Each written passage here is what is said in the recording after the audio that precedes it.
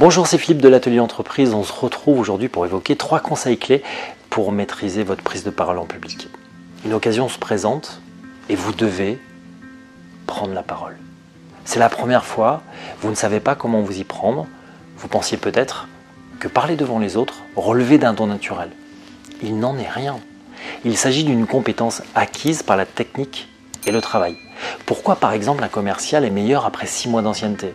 C'est tout simplement parce qu'il maîtrise mieux son discours, il s'est rassuré par ses premières visites clients, par ses premières commandes peut-être, et commence donc à prendre la mesure de son poste. Prendre la parole en public, c'est avant tout passer un message face à un auditoire, c'est accepter d'être sur le devant de la scène, donc s'exposer devant tout le monde, dans différentes occasions. Lors d'un face-à-face, une représentation musicale, pour une conférence, pour un événement comme un mariage ou passer l'oral de son bac, pour des rendez-vous professionnels. Alors, quels sont les conseils qu'on souhaite vous donner aujourd'hui? Conseil numéro 1, apprenez à gérer votre trac. 50% des personnes considèrent la prise de parole en public comme étant une source de trac, ce qui conduit à refuser la plupart du temps l'exercice. Nous aimerions échapper au trac, car qui a envie d'avoir les mains moites, la bouche sèche au moment même où il faut se montrer compétent, que ce soit pour un oral d'examen, une épreuve, un entretien de recrutement. Que ce soit également sur une scène, pour un acteur, un chanteur, un musicien ou même un conférencier.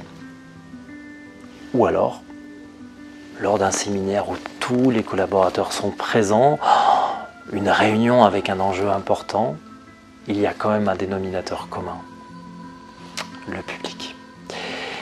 Il est vrai que l'éducation française ne donne pas l'opportunité, étant jeune, de parler en public, de s'habituer à cet exercice. Les éléments déclencheurs du trac sont principalement le fait que nous nous retrouvions au centre de l'attention d'un groupe, avec une tâche particulière et pas forcément facile à réaliser, comme faire un discours, un exercice, jouer un morceau de musique. Voici donc quelques réponses pour gérer votre trac. Acceptez déjà d'avoir le trac et ne culpabilisez pas. C'est votre cerveau qui vous adresse un signal d'alerte. Si vous êtes préparé pour cet exercice, logiquement ça devrait bien se passer pour cette présentation. Déjà avant votre intervention, essayez si possible de voir l'endroit où vous allez intervenir pour mieux vous projeter. C'est un conditionnement psychique qui a son importance. Ensuite, décontractez-vous en inspirant par le nez, en relâchant vos muscles. Créez une image mentale en positivant l'exercice. Imaginez-vous tout simplement que vous êtes sur la scène, en train de dérouler votre présentation ou de réciter votre discours avec confiance et positivisme. Imaginez même que votre éditoire est conquis par votre prise de parole en public. Soyez préparés pour celle-ci, ne venez pas les mains dans les poches.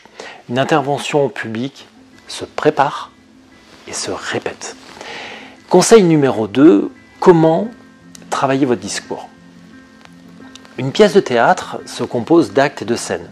Un film se déroule selon un scénario mettant en scène une histoire à raconter. Une musique est construite avec des couplets et un refrain. Alors pourquoi la majorité des prises de parole en public ou en entreprise ne respectent pas une structure claire et logique?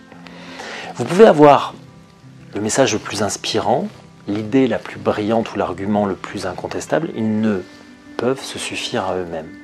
Vous ne parviendrez pas à les transmettre avec force s'ils ne sont pas mis en valeur par une structure. Cette dernière est la colonne vertébrale de vos interventions et elle aide l'audience à vous suivre aisément. Conseil numéro 3, travaillez le non-verbal. En effet, plus de 80% de la communication relève du non-verbal. Lorsque vous prenez la parole en public, l'auditoire se forge une opinion dès les premières minutes, en fonction justement de ce qu'ils observent, de ce qu'ils entendent. D'où l'importance de votre posture, du placement de votre voix et de votre gestuelle. À commencer par le regard, qui ne doit pas être fuyant. Ce n'est pas vos pieds qui vous donneront un retour sur les réactions de votre auditoire. La bonne posture consiste à garder le corps souple et placé donc sur un axe donc, de gravité. Redressez-vous, pensez à ouvrir la poitrine pour mieux respirer et puis pour que votre voix puisse être portée au niveau du public. Débloquez les épaules et le torse. Ne soyez ni statique, ni trop agité. Le juste équilibre doit être recherché. Si vous souhaitez en savoir un peu plus sur le sujet et vous préparer efficacement à apprendre à parler en public, j'ai écrit une formation qui vous prépare à votre rythme pendant 4 semaines et pour laquelle vous aurez donc tous les outils nécessaires pour convaincre un auditoire et parler facilement devant un public sans limitation de taille. Je vous mets le lien donc en dessous de cette vidéo et je vous donne rendez-vous très prochainement pour un nouveau sujet. À très bientôt.